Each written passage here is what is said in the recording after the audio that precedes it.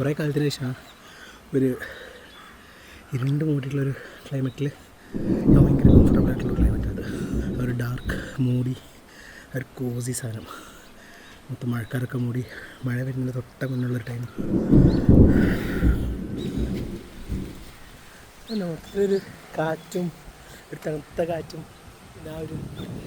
പക്ഷേ ഞാൻ കേട്ടിട്ടുണ്ട്, എൻ്റെ പേഴ്സണലി ആൾക്കാർ പറഞ്ഞിട്ടുണ്ട്, ഫ്രണ്ട്സ് ചില ആൾക്കാർ പരിചയമുള്ള ആൾക്കാർ പറഞ്ഞിട്ടുണ്ട് അവർക്ക് ഭയങ്കര ഡിപ്രഷൻ വരുന്ന അല്ലെങ്കിൽ അവർക്കൊരു ലോൺലിനെസ് ഫീൽ ചെയ്യുന്ന അത്ര അങ്ങോട്ട് കംഫർട്ടബിൾ അല്ലാത്തൊരു